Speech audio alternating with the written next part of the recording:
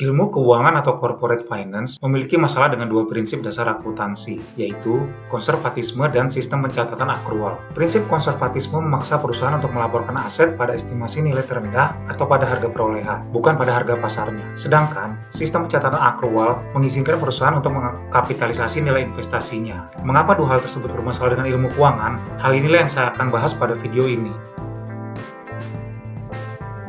Seperti yang telah saya singgung sebelumnya, dalam prinsip konservatisme, nilai aset cenderung dikecilkan dalam rangka menerapkan prinsip kehati-hatian, seperti misalnya piutang. Dari awal, nilainya sudah dikurangi dengan akun kontra piutang, yaitu penyisian piutang tak tertagih. Belum lagi aset tetap perusahaan yang dinilai dari harga perolehan, dan tidak disesuaikan dengan nilai pasarnya, meskipun aset mengalami kenaikan harga di pasaran. Bayangkan, nilai aset tanah yang dibeli 10 tahun yang lalu, seharusnya harga pasarnya sudah berkali-kali lipat. Namun, nilai buku di neraca masih senilai harga perolehannya. Kaitannya dengan keuangan adalah, ilmu keuangan dalam menilai kinerja keuangan perusahaan banyak melakukan analisis rasio untuk melihat seberapa kuat aset perusahaan untuk menutupi kewajiban saat terjadi masalah keuangan. Dengan prinsip konservatisme ini, seolah-olah aset perusahaan tidak terlalu besar untuk menutupi kewajibannya, padahal belum tentu demikian. Belum lagi ada beberapa aset yang tidak dicatat sesuai nilainya, sehingga aset perusahaan jadi terlihat kecil sekali. Misalnya, neraca Apple pada 2016 menunjukkan nilai brandnya adalah 0, padahal di saat yang sama, nilai pasar dari brand Apple tersebut menurut Forbes amat sangat besar, yaitu 154 miliar dolar.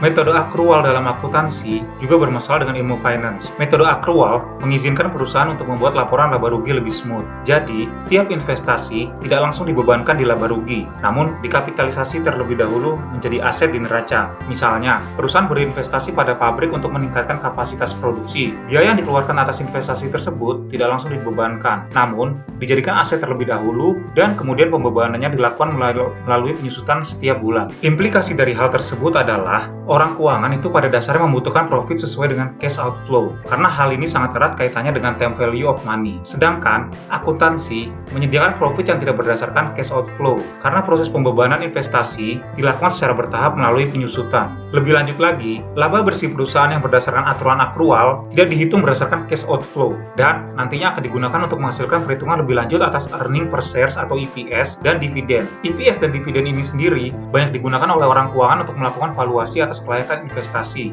dengan mendiskon estimasi EPS dan dividen di masa depan ke nilainya saat ini. Nilai estimasi di masa depan tersebut berasal dari nilai EPS dan dividen saat ini. Padahal sebenarnya nilai EPS dan dividen perusahaan saat ini sudah mengaburkan prinsip nilai waktu dari uang dan bukanlah nilai yang diharapkan oleh orang keuangan. Sekian video dari Financial Post mengenai finance versus accounting. Jika dirasa bermanfaat, please like, subscribe, and share this video. Sampai jumpa di video lainnya.